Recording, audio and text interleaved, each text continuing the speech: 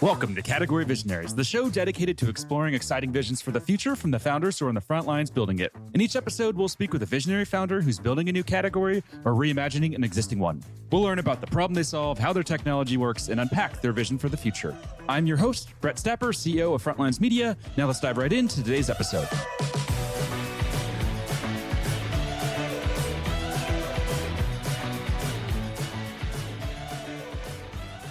Hey founders, and thanks for listening. Today I'm speaking with Johannes Peeters, CEO and founder of Voxel Sensors, a 3D perception platform that's raised $7 million in funding. Johannes, thanks for chatting with me today. Thanks for the invite, Brett. Lovely to be here. Not a problem, and I'm super excited for our conversation. Let's go ahead and just kick off with a quick summary of who you are and a bit more about your background.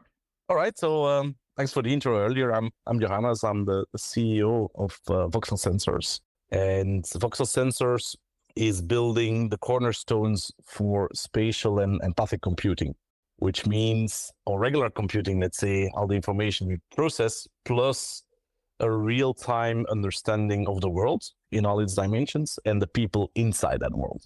And so we're in that space of consumer electronics and industrial applications where devices, and of course in consumer space, that's mostly smartphones, and then the next generation platforms like augmented reality, mixed reality, and even the AI pin that Humane announced not too long ago, to be able those devices to really see and interact with the world.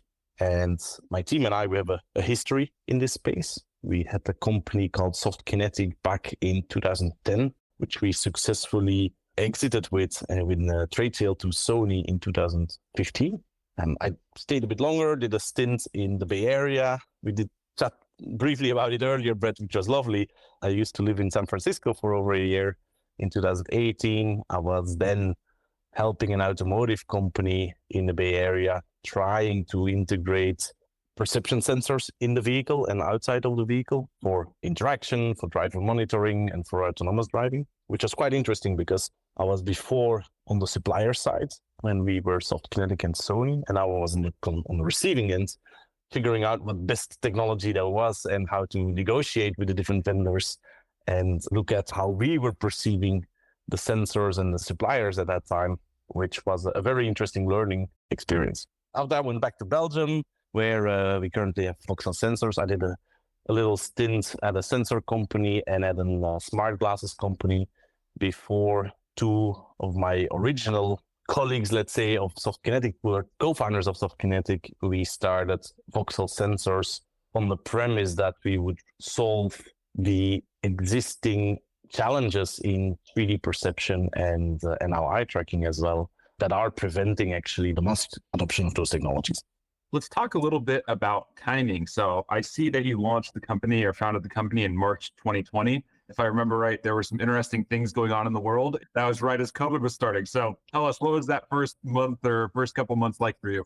That was very interesting. I was at the notary actually signing the deeds to create a company when I left, I started getting calls from friends and family that we needed to go to the grocery store to buy canned food and all the basics that we needed because there was going to be a big, how do you call that? So people would buy everything in the shelves or in the stores and the shelves would be empty. And so I was like, oh, wait, what's happening? And so that was just when they announced, so they were going to announce the first lockdown in Belgium the next day. And so we were there, literally founded a company, the three of us, no office, a bit of money, of course, that we put in the company at that time, but we were unable to meet with people. We were unable to hire people. We were unable to discuss with the investors. Although there was Zoom and there were, of course, all the digital tools, everybody was a bit in shock and trying to understand what the world would look like the next day. And so initially we were like, oh, what's happening? But then we realized, hey, this is actually pretty nice for us. We can have a quiet start, meaning we can really put the foundations of the company in place, file a couple of patents, look at or scout the world, look at what kind of investors we would be looking at, what kind of people we would hire, what kind of team we would like to build.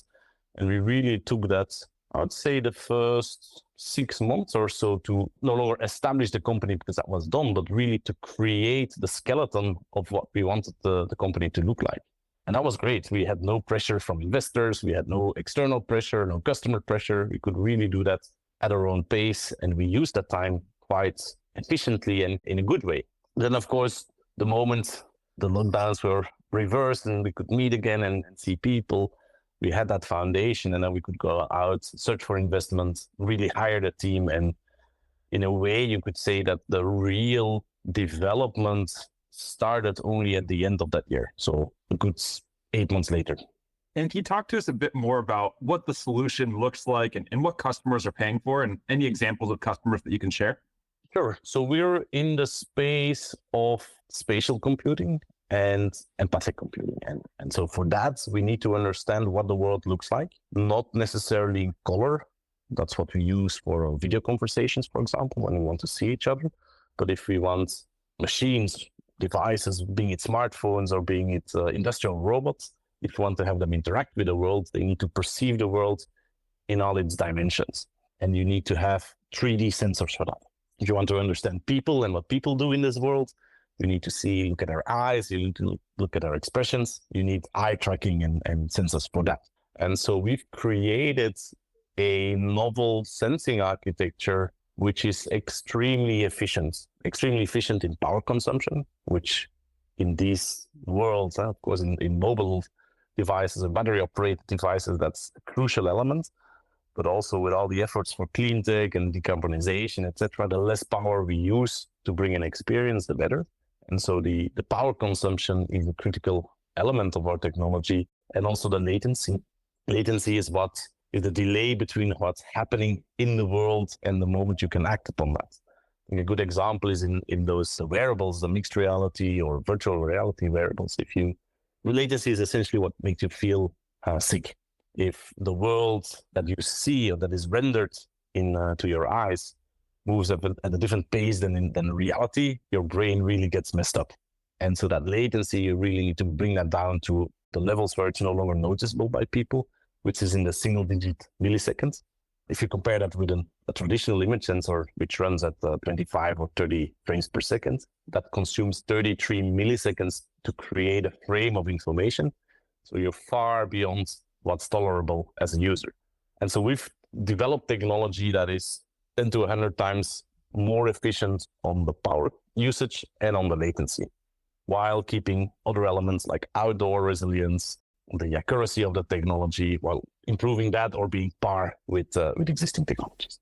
And so you can imagine that is interesting in a lot of different applications. We see that in consumer electronics. If we ever want to get real augmented reality experiences that are where actually the digital renderings are indistinguishable from the physical world, you need to control, or you need to have really good sensing modalities that understand the world and that can re-render or augment that world without noticeable delays, without a big battery pack tethered to the device. And for devices essentially that look like, I'd say, sunglasses more or less, maybe a bit more bulky because we need to integrate electronics, but it should look stylish, it should be comfortable, it should be usable, etc. And all people in the augmented reality and even consumer electronics realities very, very excited about what we do because we can solve a big problem that they're currently facing. Also on industrial side of things, the way our sensing modality works is power usage, it's a bit less critical there, but typically the range that you can see, the distance that you can see, or the field of view, if you want to get to a wider field of view and want to see more, typically requires more power. And at a certain moment, you're going to consume so much power that it's no longer practical or no longer safe. We are using a laser light that travels the scene in front of us. And if you power too much light into a scene, it's no longer eye safe. So you need also to get the power consumption levels down for industrial or automotive applications. And there it's about robotics, drones, industrial automation, even metrology, which is ultra fine measurements at a very, very high speed.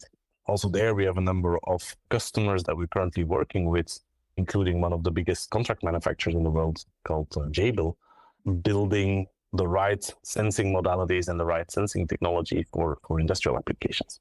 So we're both in the consumer electronics and in the industrial space. Is that hard being in two different worlds, or are the customer needs pretty much the same, or there's a lot of overlap? There's a lot of overlap.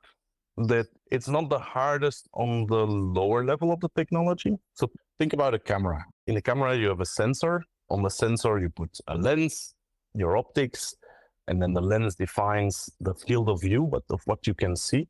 So those lower layers you can keep kind of universal for multiple industries and multiple applications. But then the higher you go in the technology stack, the system, and that includes in the lens, the PCB, the software, if you want to detect an anti-collision for a robot versus the augmentation of an object in AR, of course, those algorithms are very, very different. So the higher you go in the stack, the more specific things become. And then it becomes different programs essentially to do industrial versus consumer. That's one thing. The other thing is that the customers are very different. Of course, they're different because it's a different industry, but they're also different in the way they operate. In consumer electronics with the big tech companies, whether they're American or Asian, they're used to try things out and have big budgets for that. So they can spend a few million to do a trial and see if that works. If it doesn't work, okay, no problem. If it does what they need, they'll bring it forward and push it all the way to production. In the industrial space, those budgets aren't there. You see much more that people use what's available off the shelf, and they'll try the best they can with that. And so you need to deal with those kind of different types of customers, different mindsets, different requirements, different budgets, make a mix which is manageable as a startup company with, today we're, 16 FTEs. So you need to find a way that it's manageable by the startup without being swamped by your customer, and ideally servicing more than one customer or more than that one industry. And I think after a few years, we found a good balance in it. How would you describe your marketing philosophy? We don't do that much marketing. Especially in the consumer space, it's half a dozen, maybe 10, maybe a dozen max relevant, I shouldn't say, but companies that are big enough that can drive an integration program. And so there we had that previous venture. We have a splendid board. We have an advisory board. We have a number of contacts into that industry, and we do that more or less on our own. We reach out to our customers and we have good relationships with them, and that works fine. So I think for the first, now I need to dig back in history, until CES earlier this year, I don't think we even had a website, or the website was under construction. And it worked. We had fantastic CES. We met the right people. And so we didn't need to do a lot of marketing to get our name known in that industry. Now, towards investors, towards hires, towards secondary markets, where we were, of course, less known, and especially investors and people that you hire look at your website and try to understand what you do, how mature things are, how credible things are. For that purpose, we at the beginning of the year, we weren't doing a lot of great things yet. So we needed to ramp up our marketing game. And so we started making press releases, announcements, being more visible on trade shows. I don't know if you go to CES, but we always go and we have a suite in one of the hotels where we showcase everything. So we don't go, last year I didn't even manage to go to the convention center with and so we don't have a public booth. People come to us to see what we do. But mid this year, we went public. We went to one of the augmented reality trade shows. I think it was AWE in Santa Clara, middle of the year, with a public demo. And then, of course, you get all the people you haven't spoken with, the people in your supply chain, the smaller people, the software developers that also get an appetite in what we do. And from there on, I think once you start doing marketing, PR, and communication, you need to keep doing it. And so that beginning of the year we started, and we're continuing that in the coming years. This show is brought to you by Frontlines Media, a podcast production studio that helps B2B founders launch, manage, and grow their own podcast. Now, if you're a founder, you may be thinking, I don't have time to host a podcast. I've got a company to build. Well, that's exactly what we built our service to do. You show up and host, and we handle literally everything else. To set up a call to discuss launching your own podcast, visit frontlines.io/podcast. Now, back to today's episode. As you think ahead for 2024, what's top of mind, or maybe a better way to ask that, what's keeping you up at night in terms of the business and everything you have planned? I think that a big challenge in a startup or in a business in general is we very much control what we do, and what we're good at, and our supply chain and our timelines and our spend, everything we control, we do really well. We're quite predictable, which our investors appreciate. So the plans we make, we can execute those. We don't control the market, and we don't control the consumer, especially in the consumer electronics products. And that, of course, is always a challenge. How do we cross the chasm of these early adopters that love what you do and then deploy that to the consumer or to the industrial customers, but the ones that are typically following or they're looking at what others have been doing and want to implement the same. And so that's going to be for us, the significant part of 24 will be about that, about getting those early engagements, which we have now with our customers. Those are in pilot projects. We're integrating technology, we're validating that, confirming that into a customer product. It's not keeping me up at night yet, but it's definitely the objective for next year. What do you think is the most important decision you've made so far as a company? I don't know if there is one, but one which pops to mind now is that quite early in our journey, we have refused a strategic investor who was coming from an industry that 2 years ago we were assessing whether that was relevant to us, which we today still believe is relevant, but not short term. We have other opportunities that are more interesting, more lucrative, and less complex. And I'm glad we didn't take them on board, because even though they say we as a company are free to do and define our strategy and our objectives, you just know they'll be there breathing down your neck, trying to figure out or trying to influence the strategy and the roadmap. And so while it was appealing to take them on board, I'm very glad we didn't. I think that was, a startup needs money, right? And especially a hardware silicon startup, there's a lot of CapEx that you require to do your developments and your tape outs, and you need to create all the hardware. And so the view on money was very attractive, but I'm glad we withstood it. What was that decision like internally, and how did you guys make that tough decision? It was around actually a funding round where we refused more than the strategic money.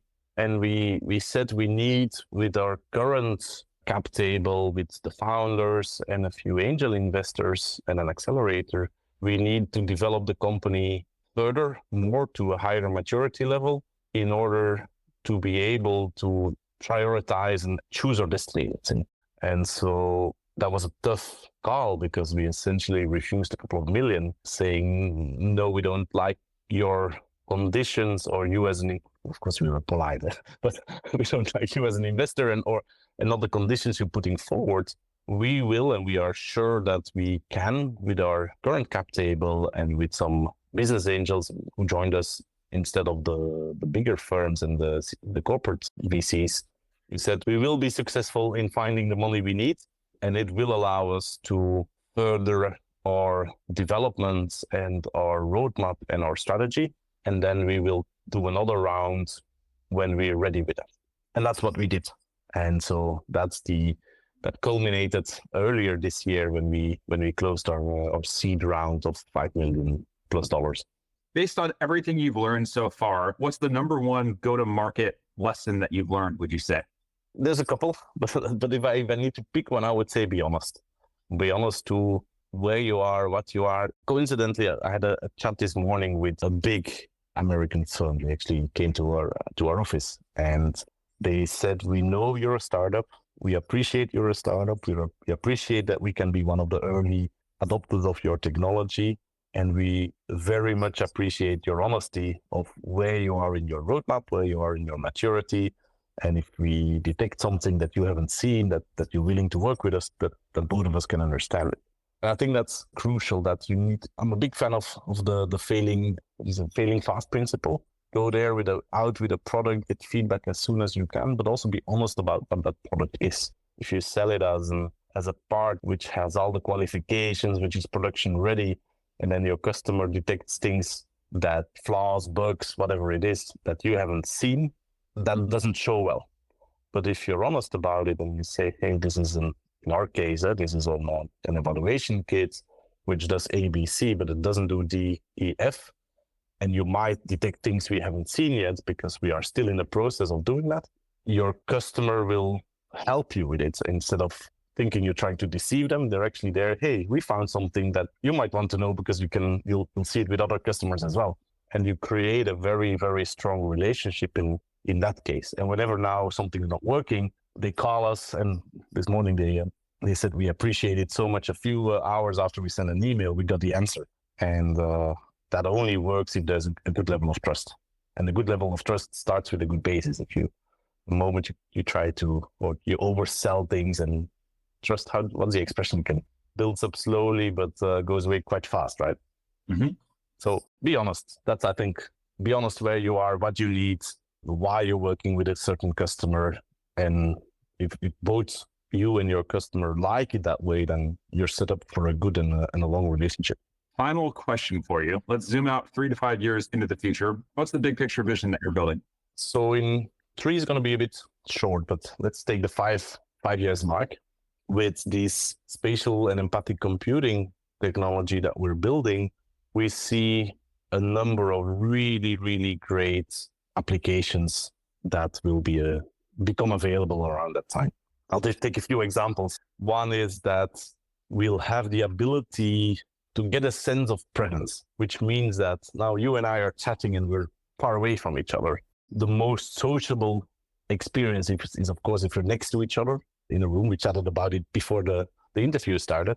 The next best thing is if you get that feeling of being next to each other, but digitally, but physically we're far away from each other. And that ability, and we're not the only ones, of course, that are working on that, but that ability will be amazing. I think the second one that we're enabling, and which also going to be fantastic, is that we'll make any place a marketplace. Any object can be an object that someone's interested at. And let me try to picture that a bit. Imagine you're looking at a sky and you say, hey, I see an elephant in the sky, in the clouds. And a friend is next to you and he looks up and says, I don't see the elephant. And you point with your finger and you look at it and say, yeah, it's right there. And your friend looks and says, no, I don't see it. And then you tell, hey, stand behind me, look over my shoulder to what I'm pointing and try to see it. And that's still very, very hard. And this element of pointing and looking, it's one of the most natural ways of interacting. We have a 2-year-old toddler and he points and he says, oh, I want that. And that's his way of telling us, hey, that's something that interests me. Now, our technology, we will be able to understand what you're looking at. We will be able to understand what you're pointing at.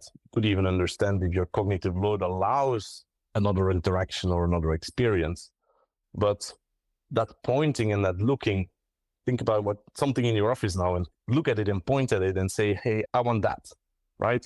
And recognizing exactly what you're pointing at and then recognizing that object, and there's tons of ways to do that, allows actually any object that we see to be interactive or to be an object that someone can buy.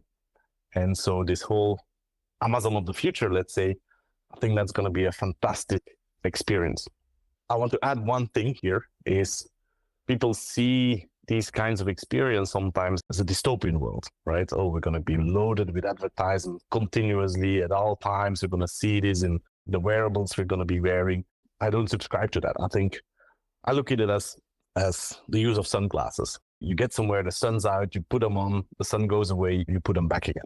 The same for me will be those kinds of experience. The moment you want to have this digital presence or the sense of presence, or the moment you want to have superpowers, or the moment you want to shop, or you see something that you like in the world, you put that on and say, oh, I'd like to get a copy of that. Once that experience is done, once those magic moments are over and you want to go back to the physical world, to the regular world, you fold them back in, you put them in your pocket, and it's done. And so I think we can create these magical moments which are going to be amazing, but also when you choose them, when you select them, and not into some kind of a dystopian future where some people are afraid of. Amazing. I love the vision. We are on time, so we're going to have to wrap here. Before we do wrap, though, if there's founders that are listening in that want to follow along with your journey, where should they go? They can find me on LinkedIn, Johannes Peeters or Voxel Sensors, and then search for CEO. Or you can write me at johannes@voxelsensors.com. I'd be happy to provide insights, provide guidance where I can, or even learn from the discussions we'll be having. Amazing. Johannes, thank you so much for taking time to chat. This has been a lot of fun. Really enjoyed it. Thanks, Brett. And see you in San Francisco one of the days. Sounds great. Look forward to it. Take care. Likewise. Thanks. Bye-bye. This episode of Category Visionaries is brought to you by Frontlines Media, Silicon Valley's leading podcast production studio. If you're a B2B founder looking for help launching and growing your own podcast, visit frontlines.io/podcast. And for the latest episode, search for Category Visionaries on your podcast platform of choice. Thanks for listening, and we'll catch you on the next episode.